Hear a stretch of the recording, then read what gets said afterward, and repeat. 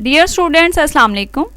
Today is 27th April 2020, Monday, and I am your English teacher going to deliver a visual lecture for unit number 3, glossary, question answers, MCQs, as well as we will do from grammar and composition, letter number 13 and comprehension number 3rd. My lecture is for 9th P1, N1, boys and girls. Dear students, hope you are fine. If you have any problem and queries about the previous lectures, you may ask. As you know students, we have started our summer vacation homework from the textbook and completed the reading translation of unit number 3, Media and its impact, media और उसका असर. Today we will do glossary, question answer and objective part of unit number 3. First of all glossary को देखते हैं हम. हर chapter के आखिर पे जैसे कि आपको पता है कि कुछ डिफ़िकल्ट वर्ड्स होते हैं जो कि चैप्टर से लिए गए होते हैं, जिनके आपने स्पेलिंग याद करने होते हैं वर्ड्स के, और उनके साथ साथ सिनोनिम्स याद करने होते हैं जो कि उसके सामने इंग्लिश मीनिंग उसके दिए जाते हैं हमें. ग्लॉसरी के हवाले से जैसे कि ऑब्जेक्टिव पार्ट के बारे में आप जानते हैं कि 19 मार्क्स होते हैं आपके ऑब्जेक्टिव पार्ट के टोटल, जिसमें से 9 मार्क्स आपके ग्लॉसरी से तैयार हो जाते हैं. स्पेलिंग वाला जो पोर्शन है आपका 4 मार्क्स का है, सिनोनिम्स वाला जो पोर्शन है आपका वो आपका 5 मार्क्स का है. ठीक है, तो ये 9 मार्क्स हैं कलेक्टिवली जो कि आपके ग्लॉसरी से तैयार होते हैं. फर्स्ट वर्ड देखें ग्लॉसरी का इम्पैक्ट. इम्पैक्ट का मतलब है पावरफुल इफेक्ट यानी ताकतवर असर. ईगर है नेक्स्ट वर्ड हमारे पास. शॉक, फुल ऑफ कीन डिज़ायर, शिद्दत से किसी चीज़ की ख्वाहिश रखना. फिर है गियर्ड अप. गियर्ड अप का मतलब है रेडी, तैयार होना. इंटेग्रल अगला वर्ड है हमारे पास. इंटेग्रल का मतलब है लाजमी. लाजमी है इसका मतलब या ज़रूरी. फिर है एंटरटेन वर्ड. एंटरटेन का मतलब है अम्यूज़, तफरी. ठीक है, ये ग्लॉसरी आपने बहुत अच्छे तरीके से तैयार करनी है. इसको याद करने का तरीका भी मैंने आपको बताया है कि सबसे पहले आप वर्ड लिखें, इसके सिनोनिम्स लिखें, वर्ड्स को चेक करें स्पेलिंग के हवाले से भी, फिर उसके सामने जो दिए गए इंग्लिश मीनिंग हैं, सिनोनिम्स हैं, उनको चेक करें ताकि आपके ऑब्जेक्टिव पार्ट की अच्छी तैयारी हो जाए. कुछ MCQs हैं आपके डिफरेंट बोर्ड से लिए गए जो कि एक जगह पे आपको दिए गए हैं डिफरेंट बोर्ड से, like Faisalabad board, Lahore board, Multan board वगैरह से, ताकि आपकी जो ग्लॉसरी जो आपने तैयार की है वहाँ से स्पेलिंग और सिनोनिम के हवाले से अच्छी प्रैक्टिस हो जाए. ठीक है, सबसे पहले हमने जो है वो स्पेलिंग के हवाले से MCQs करने हैं. Choose the word with correct spelling. जैसे कि आपको पता है कि एक वर्ड होता है करेक्ट स्पेलिंग वाला, बाकी जो 3 हैं वो इनकरेक्ट आपके स्पेलिंग होते हैं. फर्स्ट MCQ देखें. वर्ड है हमारे पास मीडिया. मीडिया MEDIA, मीडिया आपका C ऑप्शन जो है वो ठीक है. उसके बाद है नेक्स्ट हमारा MCQ टेलीविजन. वर्ड है टेलीविजन TELEVISION, टेलीविजन. उसके बाद हमारा MCQ है integral. Word integral INTEGRAL, integral B option है, टिक भी किया हुआ है ताकि आप इसको अच्छे तरीके से याद कर सकें. The next word is information. Information INFORMATION, information C option आपका बेटा ठीक है. फिफ्थ आपका MCQ है वर्ड ओपिनियंस. ओपिनियंस में C ऑप्शन देखें, OPINIONS, ओपिनियंस, ये आपका C ऑप्शन ठीक है फिफ्थ का. सिक्स्थ आपका वर्ड है अवेयरनेस. अवेयरनेस की स्पेलिंग देखें, D ऑप्शन में AWARENESS, अवेयरनेस. ठीक है, फिर उसके बाद हमारा नेक्स्ट वर्ड है कम्युनिकेशन. कम्युनिकेशन में B ऑप्शन देखें, COMMUNICATION, कम्युनिकेशन, B ऑप्शन आपका ठीक है. The next word is include. Include में A ऑप्शन देखें इसका, INCLUDE, इंक्लूड. फिर है through, THROUGH, through, A option इसका ठीक है. 10th वाला जो है वर्ड हमारा देखें ऑडियंस. ऑडियंस में A ऑप्शन देखें इसका, AUDIENCE, ऑडियंस. फिर उसके बाद वर्ड है हमारे पास एंटरटेन, ENTERTAIN, इंटरटेन. फिर है 12 वर्ड हमारे पास ईगरली. ईगरली की स्पेलिंग देखें, EAGERLY, ईगरली. ठीक हो गया. ईगरली जो है उसके बाद हमारे पास वर्ड 13 वाला एंटरटेनमेंट, एंटरटेनमेंट में सी ऑप्शन इसका ठीक है। स्पेलिंग देख लें इसके, ENTERTAINMENT, एंटरटेनमेंट। 14 वाला देखें, मेजर है word, MAJOR, major, C option ठीक है। 15 में हमारे पास सी ऑप्शन ठीक है, इम्पैक्ट, IMPACT, इम्पैक्ट ठीक है। फिर उसके बाद है 16 वर्ड हमारे पास, मैगजीन, MAGAZINE, मैगजीन ठीक हो गया। ये हमारे पास थे स्पेलिंग के MCQs जो आपको सही वाले ऑप्शन जो है वो टिक किए हुए हैं। दोबारा से इनको मैं रिपीट कर देती हूँ। फर्स्ट MCQ है जिसका सही वाला ऑप्शन है हमारे पास C, second A, third B, 4C, fifth C, 6D, 7B, 8A, 9A, 10A, 11D, 12B, 13C, 14C, 15C, 16B ठीक है। ये हमारे सही वाले जो है वो ऑप्शन थे। आई होप आपको समझ आ गई होगी कि आपने इसको किस तरीके से तैयार करना है। इसके बाद हमने MCQs करने हैं सिनोनिम्स के वाले से, जो आपके एनुअल पेपर में ऑब्जेक्टिव पार्ट जो है वो थर्ड वाला पोर्शन होता है। फर्स्ट वाला इसका जो है वो MCQ देखें आप। The students are all geared up, geared up का मतलब होता है पूरी तरह से तैयार होना। ये बहुत ज़्यादा इंपॉर्टेंट आपका MCQ है और अक्सर ही आपके जो पेपर है उसमें आया होता है। देख भी सकते हैं कि डिफरेंट बोर्ड्स में ये काफ़ी दफ़ा रिपीट हुआ है। गियर्ड अप का मतलब है तैयार होना। तो ऑप्शन देखें इसके, फर्स्ट है रेडी, फिर साइलेंट, मोटिवेटेड एंड कीन। तो सही वाला ऑप्शन इसका क्या है, A, रेडी। सेकंड वन देखें, media entertains us too, media हमें जो है वो तफरी भी देता है। एंटरटेन्स का मतलब है तफरी। ऑप्शन देखें, take, inform, amuse and tease. अभी हमने जो है वो देखा है इसको ग्लॉसरी में भी। एंटरटेन्स का क्या मतलब है, अम्यूज़, सी ऑप्शन इसका ठीक है। थर्ड वन देखें, media plays a very constructive role for society.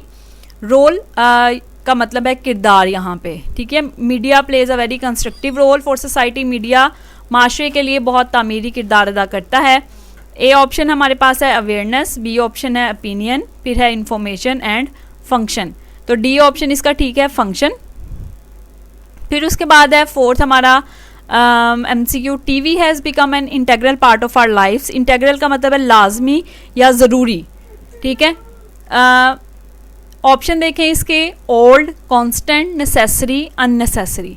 C option इसका ठीक है, नेसेसरी, जिसका मतलब है लाजमी या ज़रूरी। फिर है हमारे पास फिफ्थ MCQ देखें, can we say that the word is just a click away. Can we say that, क्या हम ये कह सकते हैं the word is just a click away, कि दुनिया बहुत थोड़े फासले पर है। Very near, far away, in the way, out of way, very near, ठीक है, इसका सही वाला आंसर है। फिर है उसके बाद awareness word. Awareness means, awareness का मतलब है गुडनेस, बैड, रियलाइजेशन और कॉन्शियस। सी ऑप्शन इसका ठीक है, रियलाइजेशन, ठीक है, आगाही। फिर उसके बाद वर्ड हमारे पास सेवन्थ वन MCQ है, the word coverage means, coverage का क्या मतलब है, प्लानिंग, फिर है रिपोर्टिंग, एक्सप्रेशन या डिमॉन्स्ट्रेशन। कवरेज का मतलब होता है नशर तशहीर या फिर अहाता भी हम कह सकते हैं। तो बी ऑप्शन इसका ठीक है, रिपोर्टिंग वर्ड है। एट्थ वन देखें हमारे पास है, we participate in different games. Participate का मतलब होता है शिरकत करना, शरीक होना। हम मुख्तलिफ गेमों में, खेलों में जो है वो हिस्सा लेते हैं। ए ऑप्शन है हमारे पास like, take part, watch and choose. B option हमारे पास इसका ठीक है, टेक पार्ट, ठीक है। ये थे हमारे स्पेलिंग और सिनोनिम्स के हवाले से MCQs की प्रैक्टिस, जो कि आपने बहुत अच्छे तरीके से तैयार करने हैं। कुछ वर्ड्स जो हैं वो आपने देखे हैं स्पेलिंग में भी और जो है सिनोनिम्स में भी ग्लॉसरी से हट के हैं। वो आपके चैप्टर में से लिए गए डिफ़िकल्ट वर्ड्स थे जिनकी प्रैक्टिस आपकी इन MCQs में हो जाएगी, ठीक है। तो इनको आपने बहुत अच्छे तरीके से तैयार कर लेना है। क्वेश्चन आंसर हमने करने हैं यूनिट नंबर 3 के। क्वेश्चन आंसर के हवाले से भी जैसे कि मैं आपको गाइड कर दूं कि आपने ग्लॉसरी और MCQs चूँकि नहीं लिखने, आज के लेक्चर में आपने क्वेश्चन आंसर जो है वो टेक्स्ट बुक का काम जो है वो रिटन प्रैक्टिस में लेके आना है। सिर्फ क्वेश्चन आंसर लिखेंगे आप, और इनको याद करके विद स्पेलिंग जो है वो आप अच्छे तरीके से लिखें, ठीक है। क्वेश्चन नंबर 1 है, what is the most important function that media performs. सबसे अहम जो काम है मीडिया जो अदा करता है वो क्या है। Media shares news and information with the people. It also informs us about the facts around us. It helps people to share knowledge of the world. It has become an important part of life, ठीक है। Media shares news and information, media बांटता है, तबादला करता है ख़बरों का और मालूमात का लोगों के साथ। It also informs us about the facts around अस, ये हमारे इर्द गिर्द के हक़ाइक़ के मुतल्लिक भी हमें आगाह करता है। ये लोगों को दुनिया का इल्म बांटने में मदद देता है और ये हमारी ज़िंदगी का अहम हिस्सा बन चुका है, ठीक है। ये बहुत इंपॉर्टेंट क्वेश्चन भी है, इसको आप शॉर्ट करके भी याद कर सकते हैं, अराउंड अस तक भी कर सकते हैं। कोशिश करें पूरा ही याद करें, लेकिन यहाँ तक भी आप याद कर सकते हैं। क्वेश्चन नंबर 2 है हमारे पास, what are the 2 major means of communication. राब्ते के या मवासलात के 2 बड़े ज़राए कौन से हैं। The 2 major means of communication, electronic media and print media. Electronic media बरकी मीडिया, जिसमें इंटरनेट, मोबाइल, टीवी वगैरह सारा कुछ आ जाता है। प्रिंट मीडिया में जैसा कि आपको पता है कि रसाले, मैगज़ीन, अखबारात वगैरह आ जाते हैं। तो प्रिंट मीडिया और इलेक्ट्रॉनिक मीडिया जो हैं वो मवासलात के 2 बड़े ज़राए हैं, ठीक है। फिर उसके बाद है हमारे पास question number 3, how does media provide entertainment. Media जो है वो किस तरीके से हमें तफरीह फराहम करता है। Media not only informs us but also entertains us. Media ना सिर्फ हमें आगाह करता है चीज़ों से, बल्कि हमें तफरीह भी देता है। Media includes films, radio, television, books, internet and newspaper. Media में क्या क्या चीज़ें शामिल हैं, फिल्म, रेडियो, टेलीविज़न, किताबें, इंटरनेट और अखबारात वगैरह। फिर है उसके बाद question number 4, what happens when media is allowed to play its role unchecked. Media जो है वो क्या करता है जब उसको अपना किरदार अदा करने दिया जाए बगैर जांच पड़ताल के। Media does not play its role properly. Media अपना किरदार सही से फिर अदा नहीं करता। When it is allowed to play its role unchecked, जब उसे उसका किरदार बगैर जांच पड़ताल के अदा करने दिया जाए, यानी उस पर कोई चेक एंड बैलेंस ना हो। As it spreads false news and rumours, फिर ये क्या करता है, झूठी खबरें भी फैलाता है और अफवाहें भी फैलाता है। क्वेश्चन नंबर 5 आपके नोट्स पे P1 के पास नोट्स हैं, गर्ल्स एंड बॉयज़ के पास, तो नोट्स पे भी ये क्वेश्चन जो है वो मैंने नहीं दिया हुआ। क्वेश्चन नंबर 5 का आंसर मैं आपके साथ इस लेक्चर में भी नहीं शेयर कर रही, आपके पास जो है वो ये खुद से आपने इसको करना है। ये क्वेश्चन आपको मैं थोड़ा सा गाइड कर देती हूँ, क्योंकि ये आपका क्रिएटिव क्वेश्चन है और पेपर में भी वैसे ही आ जाता होता है, तो आपने इसको कोशिश करनी है कि बहुत अच्छे तरीके से लिखें अपने पास, ठीक है। इस हवाले से कोई गाइडलाइन या कोई प्रॉब्लम हो तो वो आप मुझसे पूछ सकते हैं। फ्री रीजंस जो है वो आपने लिखनी है, अपना कोई फेवरेट टीवी प्रोग्राम, और ये चीज़ अपने जहन में रखिएगा कि वो जो भी आप कोई फेवरेट टीवी प्रोग्राम है वो अपने स्टैंडर्ड को देखते हुए, लाइक आप जो है वो 9th क्लास में पढ़ते हैं, कोई भी इस तरह से लाइक कार्टून चैनल वगैरह इस तरह का नहीं होना चाहिए, बल्कि कोई इन्फॉर्मेटिव होना चाहिए, क्योंकि उसमें आप 3 रीजंस जो दे रहे हैं उसके हक़ में, वो ये सबसे पहले तो 3 पॉइंट्स होंगे, नंबरिंग के साथ आप लिखेंगे। आपने फर्स्ट ऑफ ऑल ये लिखना है कि आपको कौन सा टीवी प्रोग्राम पसंद है, कि my favourite TV program is like, कोई भी टॉक शो लिख सकते हैं आप, like my favourite TV program is हस्बे-हाल फ्रॉम द चैनल दिस, ठीक है, जिस भी चैनल पे वो लगता है। फिर सेकंड पॉइंट में आप लिख सकते हैं कि it gives information about different social issues, या जिसके बारे में भी वो आपको देता है। कोई स्पोर्ट्स वाला भी लिख सकते हैं, स्पोर्ट्स जो टीवी प्रोग्राम है, चैनल नहीं, यहाँ पे प्रोग्राम के बारे में पूछा जा रहा है आपसे।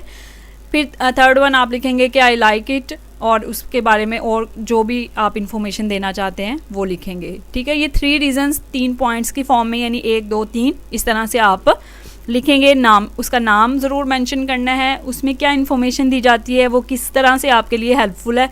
ये 3 पॉइंट्स इस आंसर में आपके होने चाहिए, ठीक है। समर वेकेशन होमवर्क में जैसा कि आप क्वेश्चन आंसर लिख रहे हैं, और जब आप स्कूल वापस आएंगे इंशाल्लाह तो ये आप सबमिट करवाएंगे, और हम जो है वो इसको चेक करेंगे, तो ये क्वेश्चन आपका, इसका आंसर जो मैंने आपको बताया है प्रॉपरली आपका लिखा हुआ होना चाहिए। दोनों क्लासेस के लिए ये मैं बात कर रही हूँ, P1 और N1 दोनों के लिए। अच्छा जी, उसके बाद हमने जो है वो क्वेश्चन आंसर किए हैं, एमसीक्यूज़ किए हैं और ग्लॉसरी की है, जिसमें से सिर्फ आपने आंसर क्वेश्चन आज टेक्स्ट बुक के हवाले से लिखने हैं अपने समर वेकेशन होमवर्क जो रजिस्टर या नोटबुक है उसमें, और बाकी की दोनों चीज़ें आपने सिर्फ याद कर लेनी है अच्छी तरह, ताकि आपके टेस्ट में जब वो मैं दूँ आपको तो आप उसमें कोई भी किसी किस्म की मिस्टेक ना करें। उसके साथ साथ हम ग्रामर एंड कंपोजिशन से, जैसे कि आपको पता है कि कंप्रीहेंशन पैसेजेस और लेटर कर रहे थे। कंप्रीहेंशन पैसेजेस हमारे अनसॉल्व्ड वाले चल रहे हैं, जिसके आंसर्स आपकी ग्रामर एंड कंपोजिशन पे नहीं हैं, इसलिए आप इनके क्वेश्चन आंसर्स जो हैं वो ज़रूर अपनी नीट नोटबुक में रजिस्टर या नोटबुक जो है उसमें लिखें, ताकि आपका जो काम है वो साथ साथ चलता रहे। अनसॉल्व्ड कंप्रीहेंशन पैसेज नंबर 3 जो हम करने जा रहे हैं वो आपका related to the libraries, importance of libraries है। The Sultan sent agents to all parts of the east to buy rare manuscripts and bring them back to Kojwa. Sultan sent agents to all parts of the east.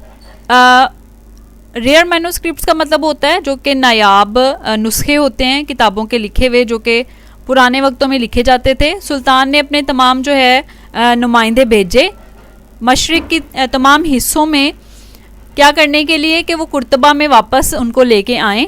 His man were constantly searching the book seller shop at Cairo, Cairo का मतलब है काहिरा, दमश्क and Baghdad और Baghdad for rare volumes for his library, अपनी library के लिए जो नायाब किताबें थी उनके हसूल के लिए उसने मुसलसल उसके आदमी जो है वो तलाश कर रहे थे। When the book could not be brought at any price, जब किताब जो है वो किसी कीमत पे नहीं खरीदी जा सकती थी, he would have it copied, तो उसे कॉपी किया जाता, देकर लिखा जाता। and sometimes he heard of a book, और अगर किसी किताब के बारे में सिर्फ जो कि अभी सुना गया था, which was only in author's brain, जो कि ऑथर ने लिखी नहीं थी या लिखी थी तो उसका नुस्खा जो है वो गुम हो गया था, उसके जहन में थी मुसन्निफ के, उसको लाने के लिए कहा जाता। he would send him a handsome present, उसको एक बहुत ही अच्छी तोहफे की या पैसों की पेशकश की जाती। And begged him to send the first copy to Cordova, और कुर्तबा में उसकी पहली कॉपी लाने के लिए दरख्वास्त की जाती। बाय सच मीन्स, इस तरह के तरीक़ों से ही गैदर्ड नो फ्योर देन 400,000 बुक्स, इस तरह से उसने 4,000 जो है वो किताबें ख़रीदी। And this at a time when printing was unknown, और उस वक्त जबकि प्रिंटिंग जो है वो नहीं जानी जाती थी, यानी प्रिंटिंग का काम नहीं था कि जिस तरह से अब आज के वक्त में हम देखते हैं कि किताबें जो हैं वो आसानी से प्रिंट की जा सकती हैं, बड़ी बड़ी मशीनें हैं। पुराने वक्तों में या तो हाथ से किताबें लिखी जाती थी या फिर जो है वो उन्हें कोई स्पेसिफिक राइटर थे, ख़त्तात जो थे लिखते थे अपनी अच्छी राइटिंग में, चमड़े पर लिखे जाती थी, दरख्तों की छालों पर लिखे जाती थी किताबें, सफ़ात भी उनके पास मुहैया नहीं होते थे। And every copy had to be painfully copied, और हर कॉपी जो है उसको लिखते हुए बहुत ज़्यादा मेहनत करना पड़ती थी। In the fine clear hand of the professional कॉपीस्ट, जो पेशावर लिखने वाले थे, कॉपी करने वाले थे, उनके हाथों से इनको लिखा गया, यानी इतनी मेहनत से जो है वो एक लाइब्रेरी को तैयार किया गया सुल्तान के हुक्म पर। क्वेश्चंस देखें इसके बारे में। Why did the sultan send his agents to all parts of the east, सुल्तान ने जो है वो मशरिक़ के तमाम हिस्सों में अपने जो है नुमाइंदे क्यों भेजे। Sultan send his agents to all parts of the east to buy rare manuscripts, जो बहुत ज़्यादा नायाब नुस्खे हैं ख़रीदने के लिए उसने मशरिक़ के तमाम हिस्सों में अपने नुमाइंदों को भेजा था। क्वेश्चन नंबर 2 देखें। Where and why did they search the book sellers shop, जो किताबें बेचने वाले थे उन दुकानों पर वो किस चीज़ की तलाश में और कहाँ पर तलाश में गए थे। They were searching the book seller shop at Cairo, दमश्क and Baghdad for rare volumes for the sultan's library, वो सुल्तान की लाइब्रेरी के लिए कुछ नायाब नुस्खे लेने के लिए बगदाद, दमश्क और काहिरा की जो किताबें बेचने वाली दुकानें थी वहाँ पर गए।